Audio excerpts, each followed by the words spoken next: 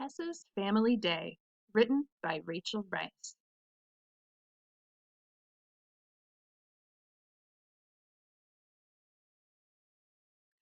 Concert makes waves. Bree squealed excitedly as Tessa bounced around the living room grinning like a fool and waving the newspaper up and down. Blake Baker, their favorite hip-hop rock icon, would be performing at the local mega mall in 2 weeks. Amazing, terrific, fantastic, I can't believe it, our first rock concert, Bree exclaimed. I know. My mom will totally freak. She doesn't like Blake Baker because of that unfortunate incident with the paparazzi, but since she can't find anything to disapprove of in his lyrics, she can't object to me listening to him, Tessa explained defiantly. She can't object to you listening to him, said Bree, but she can object to you attending the concert, even if it's free. Oh, I hope she doesn't want to invite herself to make sure we behave, Tessa snorted, imitating her mom's voice. How embarrassing would that be? Your mom is really wonderful, Bree insisted quietly but sternly after Tessa brought up her mother. The two hadn't been communicating well lately, and Bree was concerned about her friend. She has to let me go, Tessa practically pleaded. It's on a Saturday, which is family day, but she allowed Trevor to attend that recognition dinner at the State House on a Saturday when his wrestling team won the state championships. It's the same idea, Tessa declared. Trevor earned that dinner. You didn't earn a trip to a concert in the mall, Bree reminded her. Tessa looked at her friend, whose habit of being almost too honest really irritated her right now. Oh, well then, I guess I should go ask my wonderful mother about the concert, Tessa retorted. It's 2 weeks away. She can't say no with so much advance notice.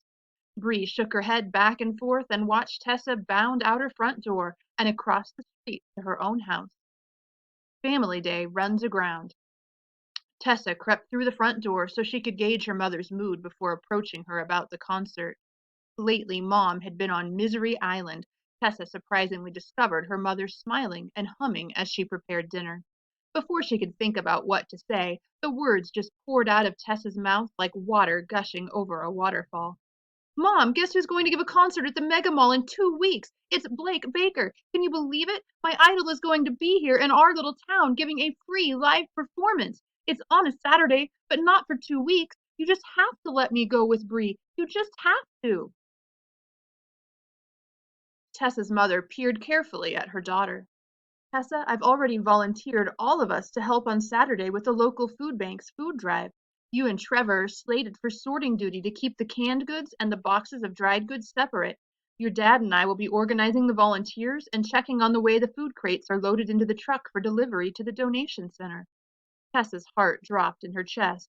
Not only would she miss the concert, but she would also be forced into manual labor. That's so unfair, Mom, Tessa complained. You never consider how I feel when you volunteer me for things. Who wants to sort food all day long? I don't. I won't. You can't make me. Tessa's mother let the words hang between them for a moment. Tessa, I know how you feel. No, you don't, Tessa shouted. Please do not raise your voice at me, Tessa. The food bank people rely on us to provide help. They can't supply the necessary services people require without support from volunteers. Besides, you know how important Family Day is. We discussed the principles that we believe Family Day represents when we started setting aside special time to be together. We all agreed that family time takes priority over everything else.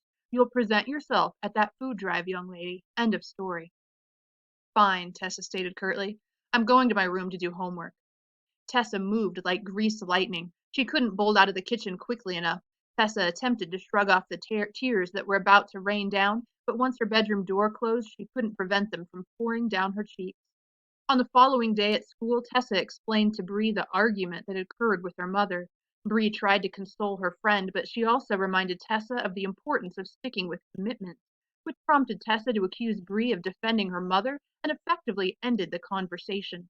Bree decided to give Tessa some breathing room to sort things out for herself, which meant for the rest of the week the girls barely spoke. Stewing on the sandbar. On Friday, when Tessa arrived home from school feeling absolutely terrible about how she'd exploded at Bree again when her friend asked how she was feeling, she found her mother crying in the kitchen. Good, Tessa thought. Now she really does know how I feel. Tessa hurried upstairs to her room before her mother could realize she was home. When Tessa awoke Saturday morning, her thoughts wandered to why her mother was crying. Could she be as upset as I am about our fights?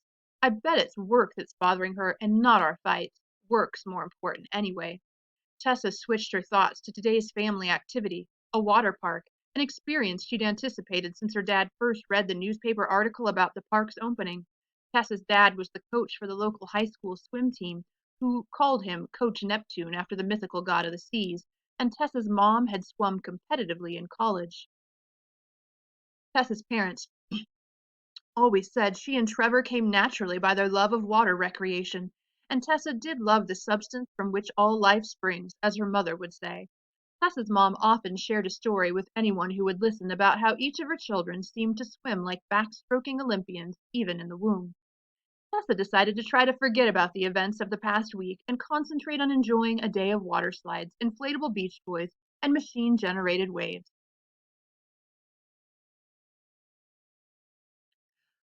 Struggling loose with the tide. After eating a stiff picnic lunch with her family later in the afternoon, and then trying to enjoy becoming pruny in a quiet corner of the wave pool, Tessa braced herself as she saw her mother swimming toward her. Tessa, we should talk, her mother stated softly. Okay, agreed Tessa, causing ripples in the H2O as she crossed her arms over her chest.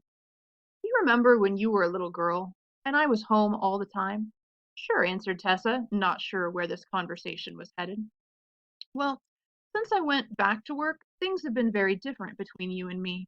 You went back to work ages ago, Tessa reminded her. That's true. But recently I've realized how much I miss staying home with you and your brother and volunteering at your schools. It's really become clear to me how much you're growing up without me around. I'm angry with myself for what I'm missing. How much I miss you. Tessa's stomach dropped like a lead balloon, and her arms followed suit. Immediately she wished she could take back every horrid thought her mind created about her mother, especially over the past week. I miss you too. In fact, Mom, I miss you so much it makes me angry sometimes too. We don't talk anymore, at least not like we did before. We have family day, but Dad and Trevor are always around. I know, honey, Tessa's mother agreed. And it won't ever be like it was before, but I think if we compromise, we can both be happier. Tessa looked warily at her mother, whose face seemed to glow with expectation like the sun's reflection off the water. I propose that I pick you up after school Tuesday and Wednesday so we can help the food bank prepare for the donation drive and sort any food that comes in early, Tessa's mother said, smiling tentatively. That will fulfill our promise to the organization and give us some time together. Regularly, on Tuesdays after school, you and I can bond over water aerobics. On Saturday, your father and Trevor will still work during the food drive, and Saturday will continue to be family day, so we'll all have dinner and play games that night. However, as an olive branch to properly start our mother-daughter bonding time, this Saturday you and I will attend that Blake Baker concert. Really? Mom, that's phenomenal, Tessa said, practically bubbling over with excitement. Wahoo! But wait, you really want to go to the concert? I want to go with you. Besides, I need to give Blake Baker a second chance to make a better impression on me, Mom said, smiling.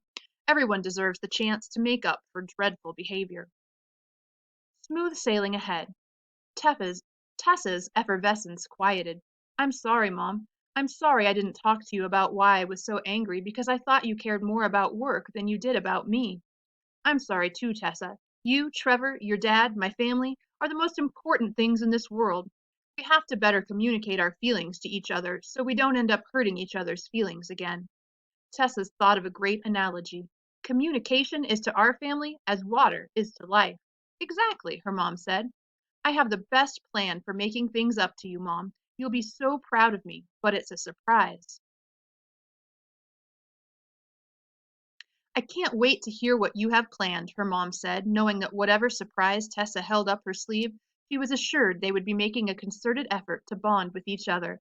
It'll be amazing, darling, Tessa said, striking her best movie star pose. We'll do lunch.